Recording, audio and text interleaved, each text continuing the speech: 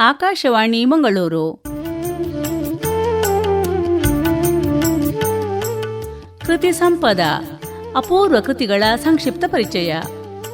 ಇಂದಿನ ವಿಷಯ ಪಿಸಿ ಜೋಶಿ ಅವರ ಸಂಪಾದಿತ ಕೃತಿ ಬಂಡಾಯ 1857.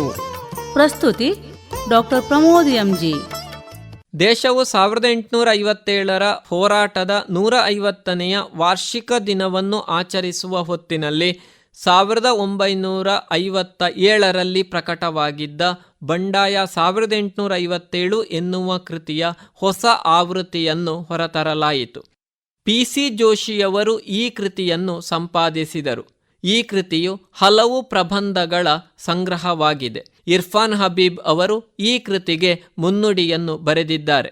ಇದರಲ್ಲಿರುವ 2 ಪ್ರಬಂಧಗಳು ಹೋರಾಟದ ಸಾಮಾನ್ಯ ಸ್ವಭಾವವನ್ನು ಚರ್ಚಿಸುತ್ತವೆ. ತಲ್ಮಿಶ್ ಖಲ್ದೂನ್ನ ಪ್ರಬಂಧದಲ್ಲಿ ಪತ್ರಾಗಾರ ಸಂಗ್ರಹ ಮತ್ತು ಮುದ್ರಿತ ಸಾಮಗ್ರಿ ಎರಡರಿಂದಲೂ ಉದ್ಧರಿಸಿದ ವಿಪುಲವಾದ ಉಲ್ಲೇಖಗಳಿವೆ. ಇಲ್ಲಿ ಪ್ರತಿಪಾದಿತವಾಗಿರುವ ವಾದವೆಂದರೆ ಬಂಡಾಯವು ದೇಶೀಯ ಜಮೀನ್ದಾರಿ ಪದ್ಧತಿ ಮತ್ತು ವಿದೇಶಿ ಸಾಮ್ರಾಜ್ಯಶಾಹಿ ವ್ಯವಸ್ಥೆಯ ವಿರುದ್ಧದ ರೈತ ಹೋರಾಟವಾಗಿತ್ತು ಎಂಬುದಾಗಿದೆ. 1857 ಬಂಡಾಯವು ಊಳಿಗಮಾನ್ಯ ವ್ಯವಸ್ಥೆಯ ವಿರುದ್ಧದ ರೈತ ಹೋರಾಟದ ವಿಕಾಸ ಎಂಬ ಪರಿಕಲ್ಪನೆಯನ್ನು ದೃಢವಾಗಿ ನಿರಾಕರಿಸಲಾಗಿದೆ. ಜೋಶಿಯವರಿಗೆ ಬರ್ಲಿನ್ನಲ್ಲಿ ನ್ಯೂಯಾರ್ಕಿನ ಟ್ರಿಬ್ಯೂನ್ ದೈನಿಕ ಪತ್ರಿಕೆಯಲ್ಲಿ ಬೇನಾಮಿಯಾಗಿ ಪ್ರಕಟಗೊಂಡಿದ್ದ ಬಂಡಾಯದ ಕುರಿತು ಮಾರ್ಕ್ಸ್ ಬರೆದಿದ್ದ ಲೇಖನಗಳನ್ನು ಓದುವ ಅವಕಾಶ ಸಿಕ್ಕಿತ್ತು. 1857 ಹೋರಾಟವು ರಾಷ್ಟ್ರೀಯ ಬಂಡಾಯವಾಗಿತ್ತು ಎಂಬ ಮಾರ್ಕ್ಸ್ ಗ್ರಹಿಕೆ ಜೋಶಿಯವರ ಮೇಲೆ ಬಹಳಷ್ಟು ಪ್ರಭಾವವನ್ನು ಬೀರಿತ್ತು. ಬಹಳ ಕಾಲದಿಂದ ನಿಜವೆಂದು ನಂಬಿಕೊಂಡು ಬಂದಿದ್ದ ಸಾಮ್ರಾಜ್ಯಶಾಹಿ ಬರಹಗಳ ವಾದ ಪ್ರಚಲಿತದಲ್ಲಿತ್ತು. ಬಂಡಾಯಗಾರರು ಮತ್ತು ಅವರ ನಾಯಕರ ವರ್ತನೆಯನ್ನು ಜೋಶಿಯವರು ಇಲ್ಲಿ ಚರ್ಚೆಗೆ ಎತ್ತಿಕೊಳ್ಳುತ್ತಾರೆ. ಜೋಶಿಯವರು ಬಂಡಾಯಗಾರರ ಸೈದ್ಧಾಂತಿಕ ನೆಲೆಗಟ್ಟಿನಲ್ಲಿ ಧರ್ಮದ ಸ್ಥಾನದ ಕುರಿತು ತರ್ಕಬದ್ಧ ವಿವರಣೆಯನ್ನು ನೀಡಿದ್ದಾರೆ.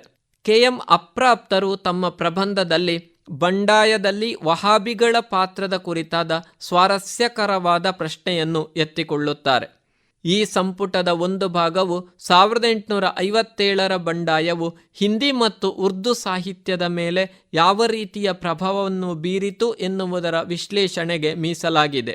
ಈ ಪ್ರಬಂಧಗಳು ಸಾಕಷ್ಟು ಮಾಹಿತಿಪೂರ್ಣವಾಗಿವೆ. ಜೋಶಿಯವರೇ 1857 ಕುರಿತು ಜನಪದ ಹಾಡುಗಳು ಎಂಬ ಪ್ರಾಥಮಿಕ ಪ್ರಬಂಧವನ್ನು ಇಲ್ಲಿ ನೀಡಿದ್ದಾರೆ.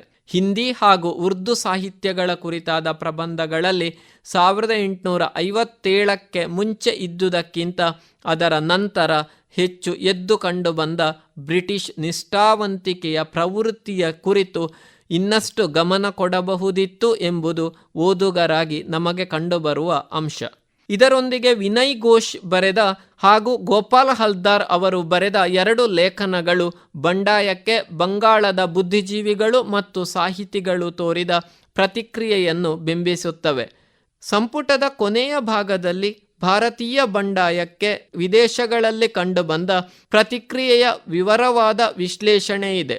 ಜೇಮ್ಸ್ ಬ್ರೌನ್ ಬ್ರಿಟನ್ನಲ್ಲಿ ಪ್ರತೀಕಾರಕ್ಕಾಗಿ ಕೇಳಿಬಂದ ಸಾಮ್ರಾಜ್ಯಶಾಹಿ ಹುಯಿಲಿನ ಕುರಿತು ಬರೆಯುವುದಲ್ಲದೆ ಸ್ವಲ್ಪ ದೀರ್ಘವಾಗಿಯೇ ಬಂಡಾಯಗಾರರನ್ನು ಬೆಂಬಲಿಸಿದ ಮತ್ತು ಬ್ರಿಟಿಷ್ ದುಷ್ಕೃತ್ಯವನ್ನು ಬಹಿರಂಗವಾಗಿ ಖಂಡಿಸಿದ ಏಕೈಕ ಚಾರ್ಟಿಸ್ಟ್ ವ್ಯಕ್ತಿ ಅರ್ನೆಸ್ಟ್ ಜೋನ್ಸ್ನ ಕುರಿತು ವಿವರಿಸುತ್ತಾರೆ.